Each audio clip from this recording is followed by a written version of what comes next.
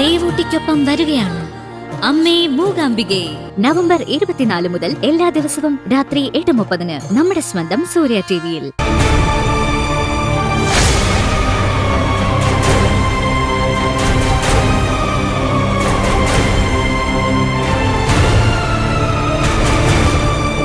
അച്ഛനെന്താ ഇവിടെ?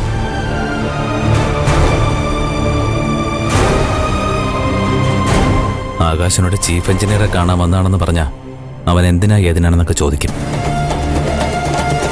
ആ അത് മോനെ, ചീഫ് എഞ്ചിനീയർക്ക് ഒരു അപേക്ഷ കൊടുക്കാൻ വന്നതാ.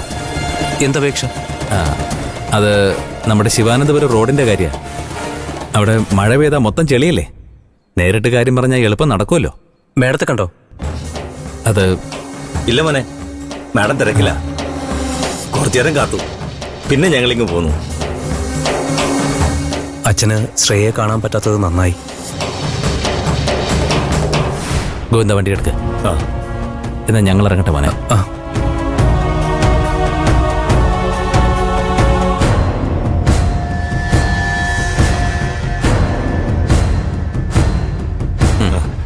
ശരി അച്ഛാ.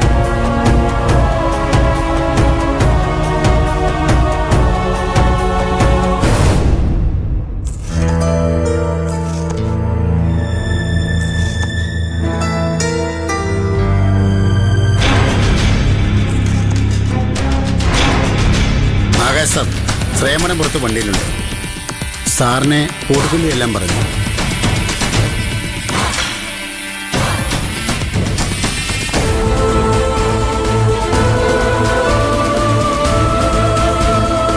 എന്താ ദിലീപ് ഇത്? തനിക്ക് നേരത്തെ കാര്യം പറഞ്ഞൂടായിരുന്നോ? ഞാൻ രാവിലെ ഭക്ഷണം പോലും കഴിച്ചിട്ടില്ല. അവരോട് ചോദിച്ചിട്ട് എന്തിനാ? വേസ്റ്റ്.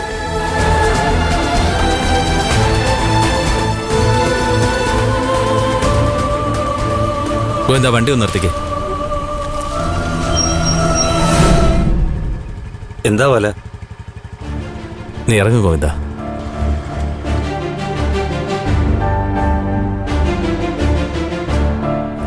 എന്ത് പറ്റി പോലെ? എന്തിനാ വണ്ടി നിർത്താൻ പറഞ്ഞേ? ആ ചീഫ് എഞ്ചിനീയർ ഇങ്ങനെയൊക്കെ സംസാരിക്കുമെന്ന് ഞാൻ വിചാരിച്ചില്ല. അതല്ലേ വല്ല ഞാൻ അപ്പടിയെ പറഞ്ഞത്. ആകാശവാന്റെ കാര്യത്തിൽ നമ്മൾ ഇടപെടണ്ടെന്ന്. സാരമല്ല വല, ആകാശവാനുള്ള ഇഷ്ടം കൊണ്ടല്ലേ നമ്മൾ അവരെ കാണാൻ പോയത്. അതല്ല ഗോവിന്ദ, ആ പെണ്ണ് പറഞ്ഞത് വെച്ച് നോക്കുമ്പോ ആകാശനോട് എന്തോ പകയുള്ളതുപോലെ മനസ്സിൽ തോന്നുന്നു.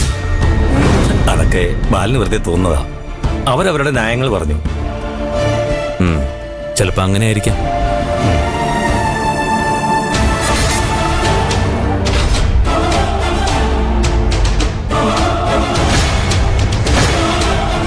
അല്ല ഗോവിന്ദ, അവിടെ വെച്ച് ചോദിക്കണമെന്ന് വിചാരിച്ചതാ. അവര് നിന്റെ തന്ന ഈ കവർ എന്താ? ഇതോ, അത് നമ്മുടെ വടക്കപ്പറമ്പിലെ വഴിയാകെ കുണ്ടുകുഴിയാ. അത് നന്നാക്കാനായി ഞാനൊരു അപേക്ഷ കൊടുത്തു. എവിടെ നോക്കട്ടെ. ഇത് നീ വായിക്കണ്ട, വേണ്ട. അതെന്താ ഗോവിന്ദ ഞാൻ വായിച്ചാല്?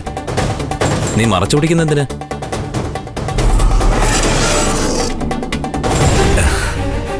ഇത് നീ വായിച്ച നീ പിള്ളേരെ പഠിപ്പിച്ച മലയാളം നീ തന്നെ മറന്നുപോകും. എന്താ ഗോവിന്ദ കിടന്ന് ഉരുളുന്നേ? അത് എനിക്ക് അക്ഷരം തെറ്റാതെ എഴുതാൻ പറ്റില്ലെന്ന് ബാലിനറിയില്ലേ. അപേക്ഷ മൊത്തം പൊട്ടത്തെറ്റാ. ഇത് വായിച്ച പഴയ മാഷ് എനിക്കെതിരെ വടിയെടുക്കും. അതുകൊണ്ടാ. എന്നിട്ട് അതാ എഞ്ചിനീയർക്ക് മനസ്സിലായ? ഇല്ല ഇല്ലില്ല, മനസ്സിലായി കാണില്ല. അതുകൊണ്ടായിരിക്കേ അവർ തിരിച്ചു തന്നതേ. പോ.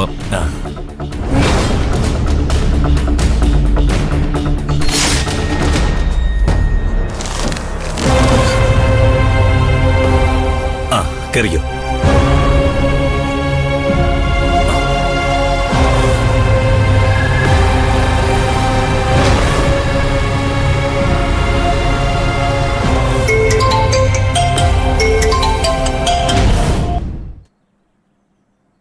കലു, ഞാൻ നിന്നെ എപ്പോ വിളിച്ചതാ?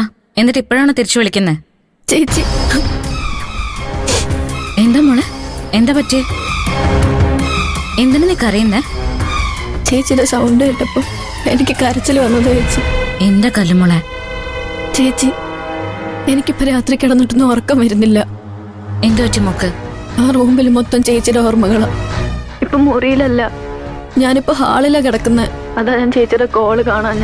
റൂമിൽ കിടക്കുമ്പോ രാത്രി ഉറങ്ങാൻ പറ്റാതെ രാവിലെ ഉറങ്ങുന്നത്.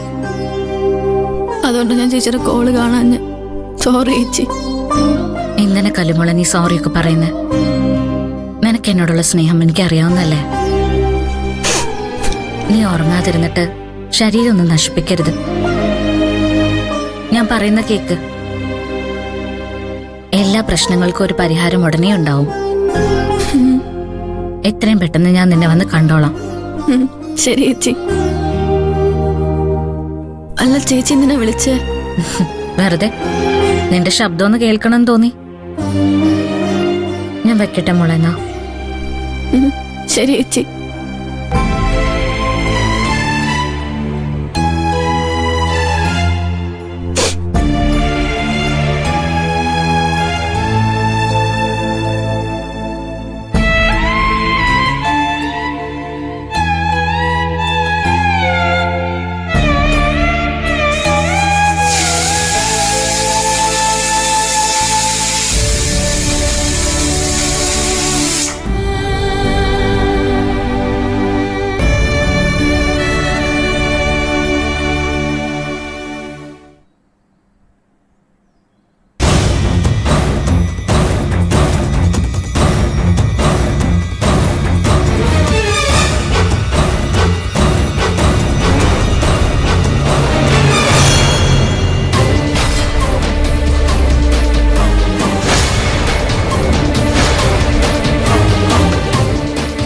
അസിസ്റ്റന്റ് എഞ്ചിനീയർ സാറിന് മാത്രം എഴുന്നേൽക്കാൻ എന്താ ഇത്ര ബുദ്ധിമുട്ട്? ഞാൻ ചോദിച്ചത് സാറ് കേട്ടില്ലേ?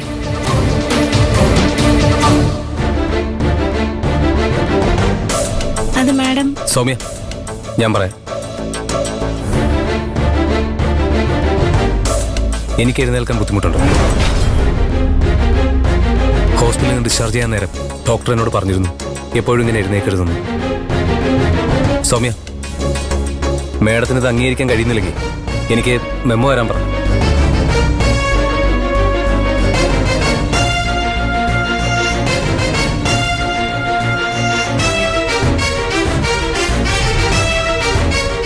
എല്ലാവരും കേൾക്കാനായിട്ട് ഒരു കാര്യം ഞാൻ പറയാം. ഈ ഓഫീസിൽ നടക്കുന്ന വിഷയങ്ങൾ വീട്ടിൽ ചെന്ന് പരാതിയായിട്ട് പറയുന്നതിൽ എനിക്ക് ഒരു വിഷമവുമില്ല. സ്കൂൾ കുട്ടികളെ പോലെ അച്ഛനോടും അമ്മയോടും ഭാര്യയോടും ഒക്കെ പറഞ്ഞ് അവരെ ചോദിക്കാൻ വിടുന്ന പരിപാടിയുണ്ടല്ലോ, അതിവിടെ പറ്റില്ല. ഇവിടെ ഓരോരുത്തർക്കും ഓരോ പൊസിഷൻ ഉണ്ട്. അതിന് ചേരുന്ന രീതിയിൽ വേണം ബിഹേവ് ചെയ്യാൻ. നിങ്ങൾ നിങ്ങളുടെ ജോലി കറക്റ്റായിട്ട് ചെയ്താൽ വീട്ടിൽ നിന്ന് ചോദ്യം ചെയ്യാൻ ഇങ്ങോട്ടാരും വരേണ്ട ആവശ്യമില്ല.